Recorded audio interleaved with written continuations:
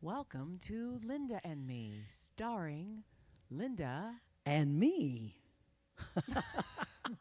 Hi, everyone. Oh, we're taking the week off, but we are bringing you this. I wanted to do this for you. It's a special Linda and Me.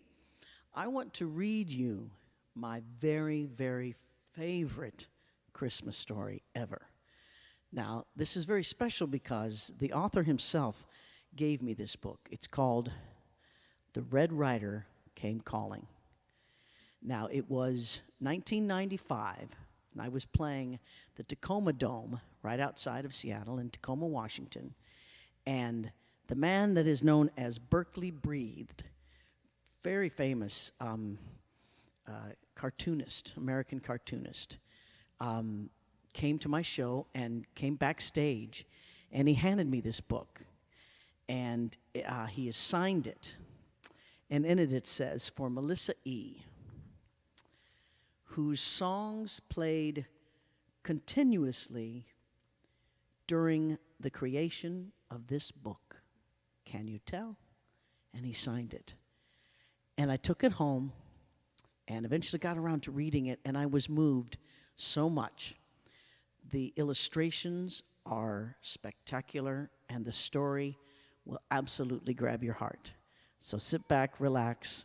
I'm going to read you a Christmas story called Red Ranger Came Calling.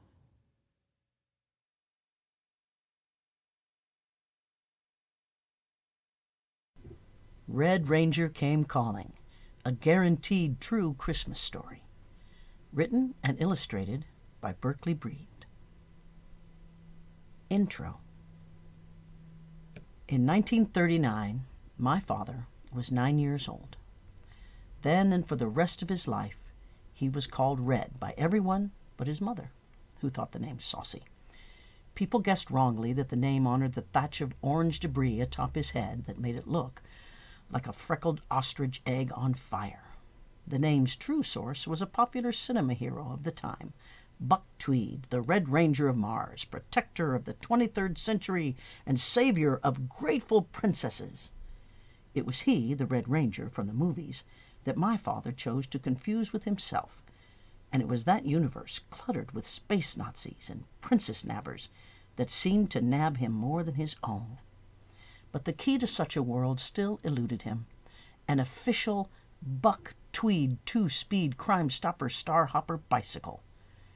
It is with a bicycle that this story begins and ends, a story that my father, the former Red Ranger of Mars, told us on the Christmas Eve of my own childhood. I've put his adventure to pictures here. It's historical truth, guaranteed by the Red Ranger himself. But truth, like the daydreams of 9-year-old boys, is slippery and prone to readjustment over time.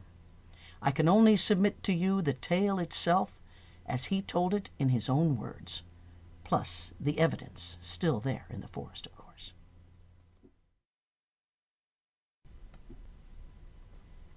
Christmas, 1939. During the Depression years, before the Second War, my folks would banish me from East Orange, New Jersey, to Michigan for the school year and then ship me to upstate New York for summer camp. The lone remaining month, for Christmas, would find me on a train to my Aunt Vi's house on Vashon, a damp little island somewhere off the country's upper left-hand corner. It was an out-of-the-way corner, but a good place to grow things, where strawberries and sour-faced little boys might ripen up sweeter. Or so my mother told me each time she sent me away. But on Christmas Eve of 1939, I'd grown no sweeter at all. My prize eluded me, an official Buck Tweed two-speed crime-stopper star-hopper bicycle.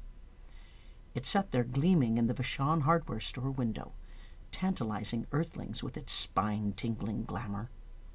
The Red Ranger of Mars, me, visited this place daily, like a cow returning to a salt lick. There I would loiter, miserable in bicycle poverty, kept company by Amelia, Aunt Vi's Dalmatian wiener dog mix. Most of the time Amelia just snoozed nearby, dreaming, like me, of other places and other lives far away. But it was 1939, and although Christmas Eve had arrived, dreams were unaffordable. Amelia and I headed home with mine, far behind in a store window. As usual, I looked for delays on the walk home. Aunt Vi would be waiting, and we made each other equally uncomfortable, so I saw no reason to hurry. That evening's detour brought me and Amelia past the ramshackle lighthouse perched high in the mist on Port Robinson. As always, we paused to consider the old house's legend. Island old-timers insisted that its unseen occupant, old Sonder Claus, was actually Santa Claus himself. The real McCoy of childish fancy migrated down from the north to spend his final days in secretive retirement on Vashon Island. It took folks far more fruity than the Red Ranger of Mars to be tricked into believing such twaddle. Like my age, I knew that Santa Claus and the Tooth Fairy and the Easter Bunny were just that many more promises hatched by those who weren't very good at keeping any. As we turned to leave, an astonishingly squat little man no bigger than me rushed past us toward the old lighthouse. He carried an overnight carpet bag, which bumped along behind him. The tiny man smiled weakly and tipped his hat, revealing pointy ears. Something flowery needed to be said by the Red Ranger of Mars, but in my shock, all that came out was, "Mister, you look like a turnip." I could not recall ever actually seeing a genuine elf, nor calling one a vegetable, but I was certain that I just had an elf. You know whose elf. To a dyed-in-the-wool everything doubter such as myself, it was mind-boggling. That evening, Aunt Vi asked me to help pin up some holiday magazine pictures, but I declined, as my mind had been freshly boggled.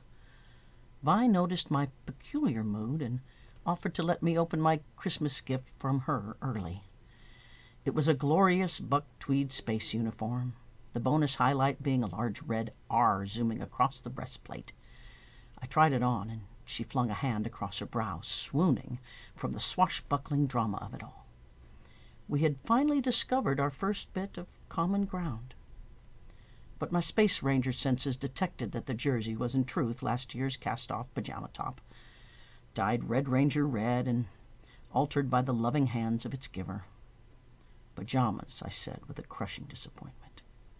I didn't speak again, but my fingers explored the familiar cloth and my expression hid none of my defeat. Vi turned away, hiding her own. I did not typically give much thought to the feeling of others, and true to form, I did not that night.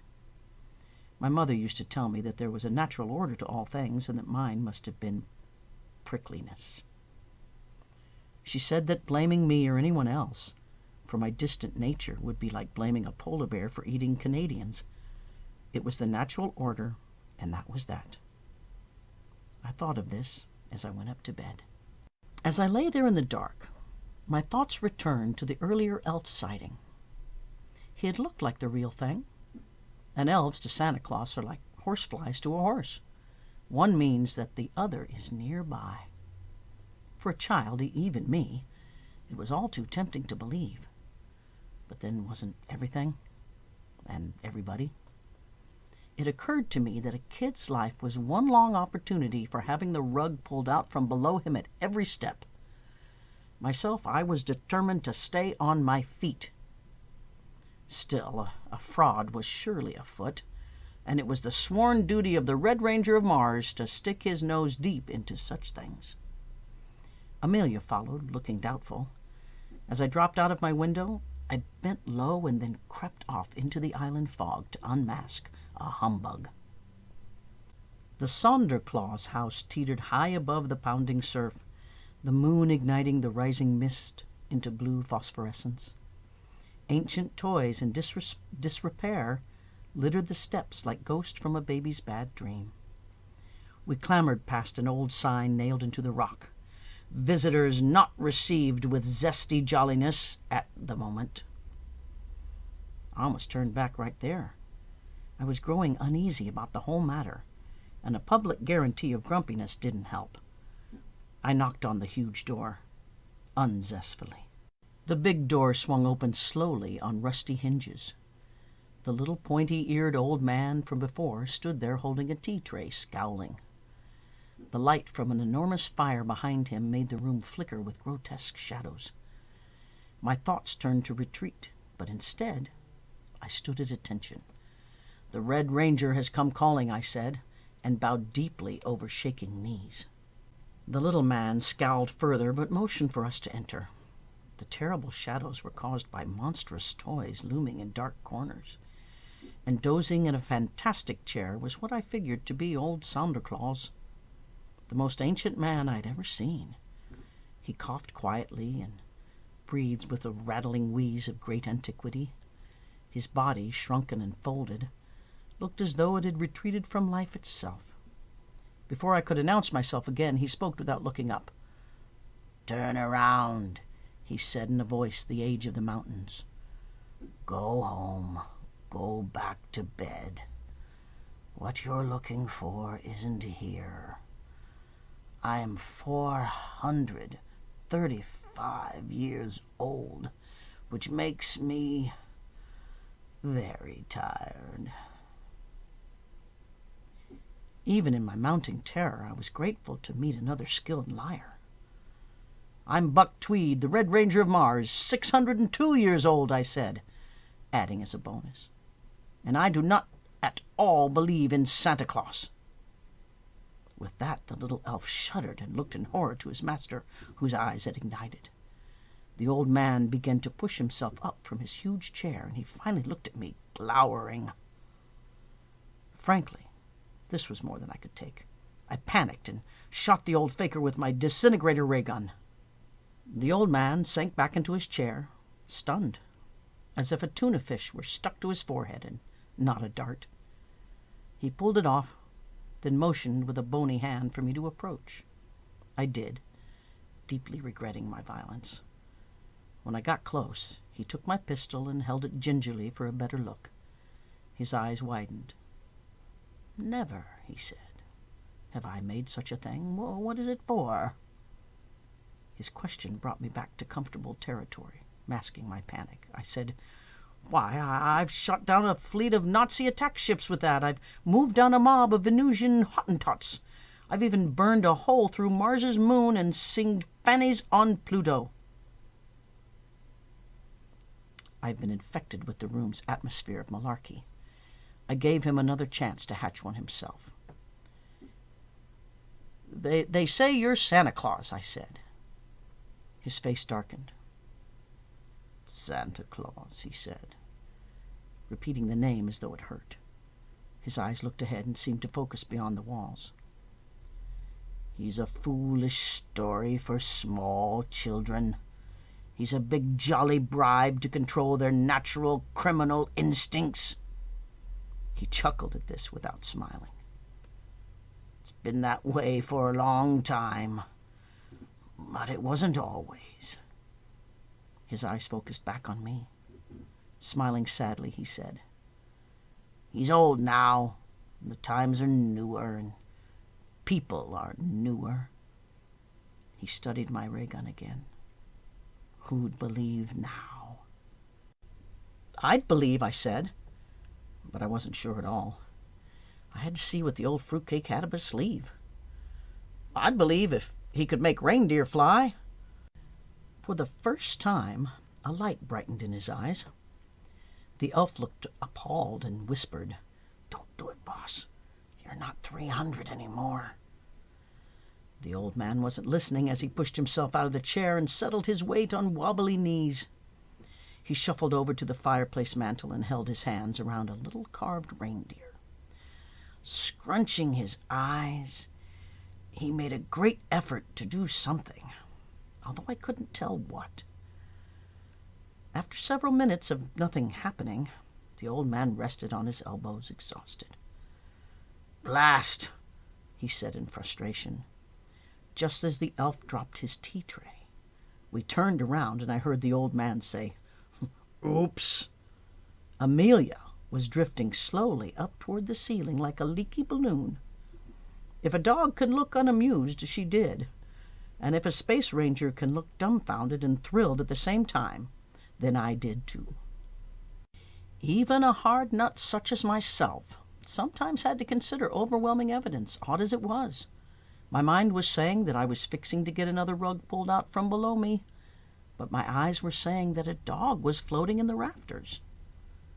The tug of war inside me made me lightheaded, and through a fog of confusion I heard myself say, "I have a wish." The old man's eyes lit up fully this time. The elf looked freshly appalled. "Don't do it, boss. It's been a long time. Let's just get you to bed." The old man waved him off and turned to look at me as if he was starving. I was holding a boysenberry pie. Like an old actor reciting lines from his youth, he said, "So, what would you like for Christmas?" I was already at the edge, so I leapt. "An official buck tweed, 2-speed, Crime Stopper, Star Hopper bicycle," I said. He frowned and looked at me as if I'd asked for a blue cantaloupe. I described my prize again, saying each word slowly and louder. He bent down over the back of the elf and cupped his ear. I made it simple. "I'd like a tweed bicycle." "That's what you want?" "You're quite sure?" he said, looking surprised. "I'm sure. A tweed bicycle. It's the latest thing." The old man straightened up and scratched his head. "Well, I'll try my best," he said, grinning. I roped Amelia and hauled her down from the overhead beams. She was near emotional collapse during the walk home, but then I was too. On Christmas morning, I awoke to the air-colored pink, which I took as a sign of coming paradise. Slipping down the hall, I paused and crossed my fingers for luck before viewing the prize that would guarantee my happiness into old age. Amelia laid spread-eagle and snoring on the rug, safely anchored to the earth by a toaster and a Hoover vacuum cleaner. Our pitiful tree was tucked against the wall, looking lonely and pitiful as usual. Also, as usual, the room was empty of buck tweed bicycles. Completely, utterly, terribly empty.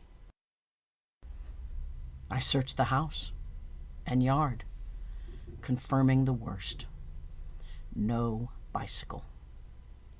With a few flashy parlor tricks, the old humbug had steered me into the same old childish quicksand. Faith in a grown-up. My disappointment bubbled into anger, and I vowed out loud that Mr. Santa Phony Claus would feel the terrible wrath of the Red Ranger of Mars. Amelia wanted no part of wraths and tried crawling further under the Hoover, but I scooped her up and stomped off in a rage toward the old house on Point Robinson.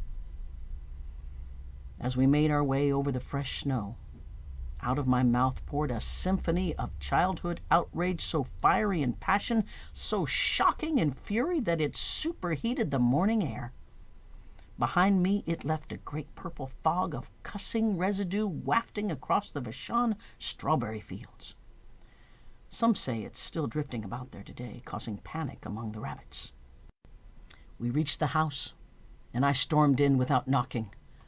I barely noticed that sheets covered the paintings and windows in the hall. I found the old phony upstairs in bed. But there were others in the room. More elves. A swarm of elves. A flock, a flood, a murmuring horde of puny, pointed-eared little old men stood about with their hats off. Although foggy-minded and in my fury, I couldn't help but be impressed with such a scene. I affixed a doubly deadly Red Ranger evil eye on the old man in bed. He breathed with a whistling rattle and opened his eyes when I stopped at the door. "Boys," he wheezed, "the Red Ranger has come calling." Looking at me, he said, "We're having a going-away party, Red. These old friends were kind enough to see me off." His arms rose shakily, outstretched. His eyebrows went high, as if waiting for some sort of wonderful news. "Come closer," he said, eyes glistening. "Tell me exactly what you thought of your special bicycle." Oh, I'd tell him exactly all right. I paused to organize my fit. But as the steam built up and the vile words arranged themselves, a new emotion began to build, pushing aside my anger. I fought it back, but to my horror, it kept coming. The Red Ranger of Mars, protector of the 23rd century and savior of grateful princesses, faced a new enemy.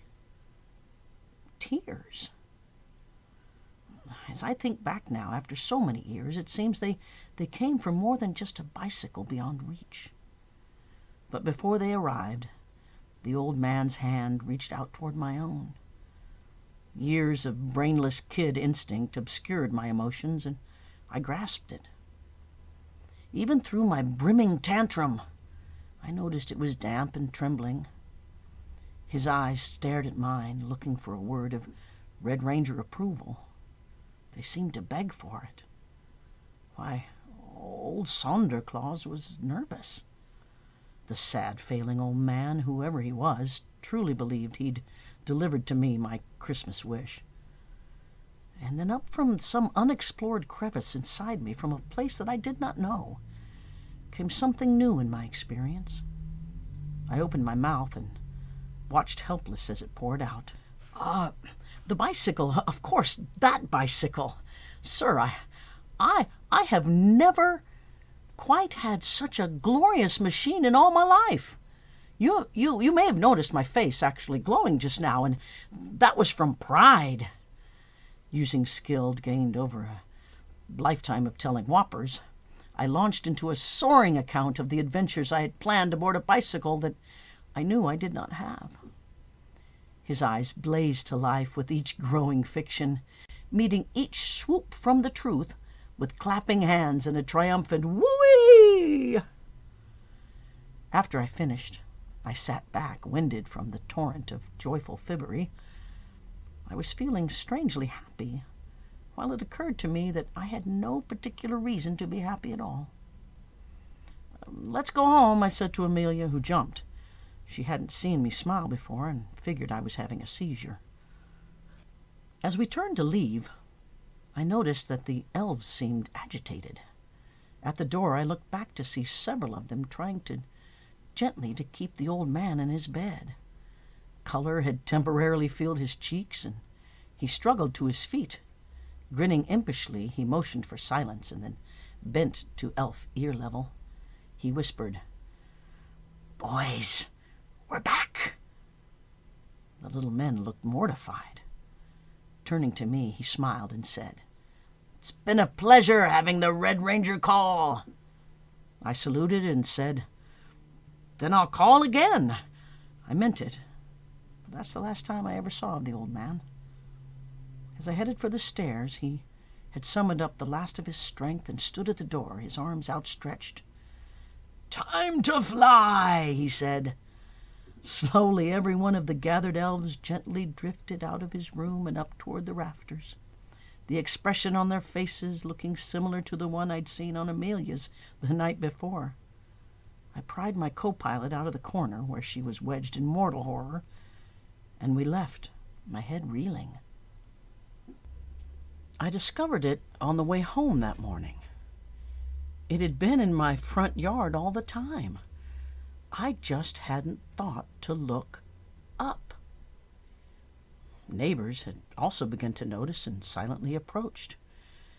If a dog can look flabbergasted, Amelia did. The morning breeze spun the front wheel lazily while I stared up in open-mouthed astonishment. A shiny, brand-new bicycle, custom-made just for me, glimmered in the morning sun, piercing the trunk of Vashon Island's oldest fir tree. It sat there, 10 feet up, pointing precisely toward the North Pole, as it would for the rest of all time. So if not exactly a tweed bicycle, then surely a treed one, placed there by a strange old man whose ears failed him before his heart did.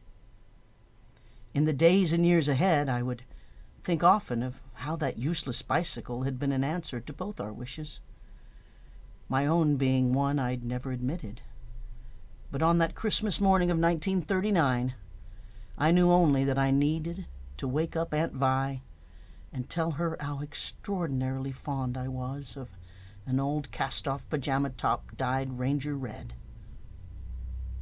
50 years later, if you ask, if I'm not making this all up, I'll say this. The word of the Red Ranger of Mars should be all you need. And if you ask if I believe in Santa Claus, I'll say this. Mind your own business.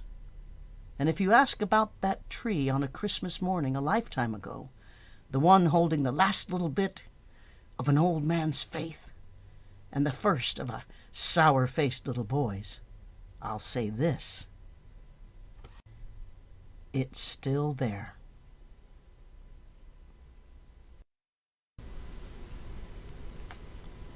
Oh my gosh. That's so good. I love this story. I love this story. It's in the tree. This story always makes me cry. I start crying at the end. Oh, I want you to show them something. Show them the other thing. What thing? You know, where he signed it. Oh, you mean the beginning? The beginning of the book. I know. Where you he showed signed it to them. Yeah. Will you show that? I know that. Okay, hold on. Yeah, please. Here it comes. Oh, I love this Okay. book so much. Yeah. Oh no, it's just a great book. Yeah, it's really. Look at that. Mm-hmm. I know. I want to wish everyone happy holidays. I miss everyone. I miss them too. Always It's see funny them. we can take a week off and we spend the whole day back. We spent the whole day back here. We love you all. Do you know what else? Do you know what I was thinking? What else he was listening to when he wrote this? Ba-da, da-da-da-da-da, da-da-da-da-da. Touch your heart. Touch your heart. Happy holidays, everybody. We love you. We love you.